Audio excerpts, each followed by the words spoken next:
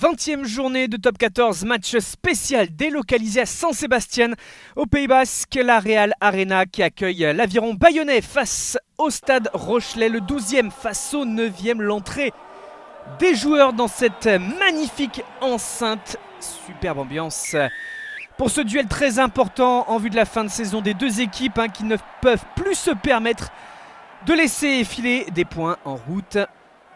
L'Aviron qui a vu sa solidité à domicile s'effriter au fil des dernières semaines, qui a besoin de retrouver confiance.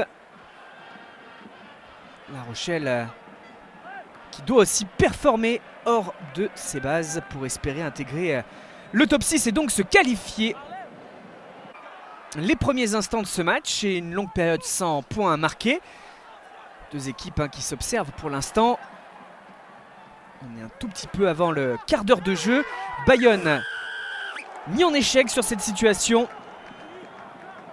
Une situation que l'on va revoir. Soyons attentifs après le plaquage de Niniashvili. Volonté de gratter le ballon. Tevita Tatafou vient sur le côté. Un plaquage dangereux. Si vous avez d'autres images. Carton jaune contre le pilier droit bayonnais pour ce plaquage qui aurait pu mettre en danger son adversaire. Bayonne se retrouve à 14 contre 15. Monsieur Marbeau au plus proche de l'action. Et on sent que les défenses pour l'instant prennent le pas sur les attaques. Beaucoup d'agressivité. Une phase de ruck disputée là encore. On est à hauteur de la ligne médiane. Et Bayonne, à défaut d'avancer ballon en main, obligé de miser sur l'alternance. Ce jeu au pied de pression. Le duel dans les airs. Dessous, c'est cafouillé. Antoine Astoy laisse échapper. Et c'est un en avant repris devant par Niniashvili. Pénalité. Baptiste Germain s'en charge. 3-0, les premiers points de ce match en faveur de l'Aviron. Joris Second qui n'est pas titulaire, qui n'est pas sur la feuille. Remplacé à l'ouverture par Tom Spring qui forme donc la charnière avec Germain. Allez, La Rochelle en réaction, un peu plus de vitesse et cette différence en bout de ligne. Dylan Leeds qui peut aplatir et marquer l'essai de La Rochelle, le premier de ce match. Une défense fixée dans l'axe et puis cette capacité à rapidement écarter le ballon, aller miser sur les extérieurs. La passe d'Astoy parfaitement maîtrisée et Dylan Leeds en finition. La joie de Séguret aux côtés de Leeds et des nombreux supporters des Maritimes qui sont présents au Pays Basque. Antoine Astoy pour la transformation, 2 points de plus et La Rochelle mène donc 7-3. Allez, on retrouve La Rochelle à l'offensive avec ce ballon bien capté par l'alignement. C'est ressorti par Le Garec et ils font jouer. C'est Rochelais. Et le jeu qui est arrêté.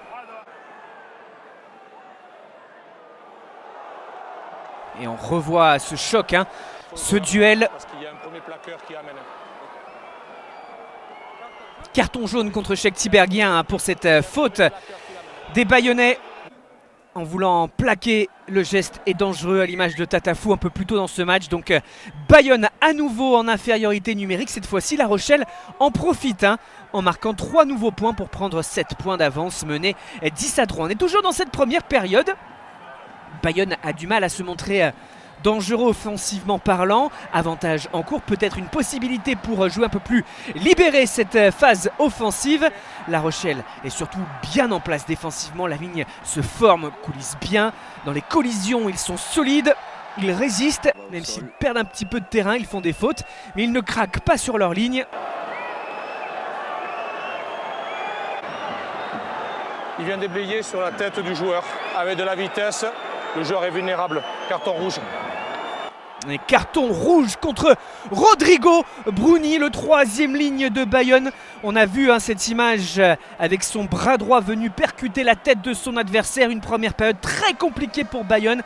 Menés que de 7 points, ils s'en sortent finalement bien, les Basques. Mais 3e carton, 2 jaunes, 1 rouge. Ils sont même donc sur cette situation à 13 contre 15.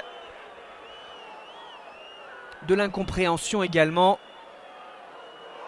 Il bafouille, mais là par contre nouvelle faute avec Sutidze qui ne maîtrise pas son geste. Carton jaune là encore. Maxime Machenot, monsieur l'arbitre, qui a du travail, des gestes non maîtrisés. 4e carton sorti dans cette partie. On a basculé en seconde période. Et ballon qui est bien contesté. Gardé au sol par Reda Wardi. Baptiste Germain légèrement sur la droite pour cette pénalité. Qui passe. Il recolle à 4 points les Bayonnais. Surtout ils entretiennent l'espoir, on le rappelle, ils vont terminer ce match en infériorité numérique. On retrouve de l'allant. Nouvel avantage en cours, plaquage haut, on l'a vu. La charge de Tatafou. Avantage. 3 fautes sur la même action. C'est le 3e, il est au sol, il ramène le ballon. Carton jaune. Et encore un carton jaune sorti cette fois-ci contre Tolou Latou. 2e carton jaune contre La Rochelle. Accumulation de fautes sur cette situation qui débouche sur ce carton. Le choix d'aller en touche derrière. Et la pression mise par les avants bayonnais. A raison, le ballon porté termine derrière la ligne. Encore un essai dans ce match. Lucas Martin, le jeune talonneur, permet donc à Bayonne de passer devant. Sous cet angle-là, on voit le ballon aplati par le talonneur. Baptiste Germain, la transformation. Ça fait 13-10. La joie des supporters basques. Allez, l'heure de jeu, il reste 20 minutes. Suspense total à Saint-Sébastien. Astoy, l'alternance là aussi, on écarte bien par ce jeu au pied, c'est récupéré. Et en force, en puissance, Judiquel, Cancorier vient aplatir La Rochelle. Reprend l'avantage dans ce match. Quelle vista de Astoy pour décaler ce ballon, écarté. Et aussi la capacité physique de Cancorier à résister aux 2 retours défensifs. L'ancien Clermontois percute notamment Spring et va aplatir. Chassé-croisé dans ce match. L'accélération d'Herbina Tegaray. Bayonne à l'attaque, nouveau coup de sifflet. Et attention là, ce geste, on se couche sur le joueur au sol. Semi Lagivalaikop, encore d'un carton. 5 cartons dans ce match jaune et 1 rouge côté bayonnais, on le rappelle. Le choix encore d'aller en touche, ça a fait mouche tout à l'heure avec l'essai de Lucas Martin. Bayonne à 5 mètres, poussé par son public. Ils ne montrent absolument pas le même visage dans cette seconde période. Les Bayonnais, les envoient du jeu à l'image de cette situation. Se trouve bien au sein de la ligne de 3/4. Ballon écarté vers Tiberghien qui marque l'essai. Bayonne à nouveau devant. Cheikh Tiberghien bien servi, décalé et qui peut aplatir.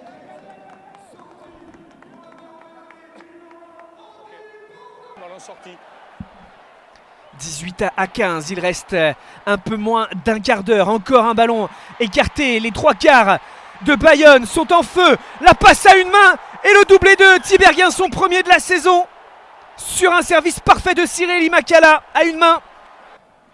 Et là, c'est un break. On revoit cette situation. Encore une fois, les avants au tout départ en percussion pour fixer la défense adverse. Et puis ensuite des 3/4 qui ont la capacité à faire circuler, à écarter. Regardez ces passes là avec Martin aussi qui s'est mêlé à cette situation. La fin de 2 passes, les arabesques, la passe à une main, c'est très bien fait du centre bayonnais. Makala.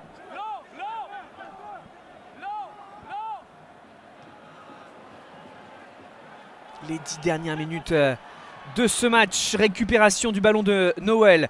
Niniashvili, tentative de relance des Maritimes. Il est bloqué, l'arrière géorgien. Et c'est la pénalité. Baptiste Germain peut-être pour porter les stockades. Ça passe 26-15. Ils sont debout dans les tribunes. Le contre en touche sur la sirène. L'explosion de joie à Saint-Sébastien. L'Aviron Bayonnais s'impose dans ce duel. Signe un succès précieux. Score final donc 26 pour l'Aviron Bayonnais, 15 pour le Stade Rochelais.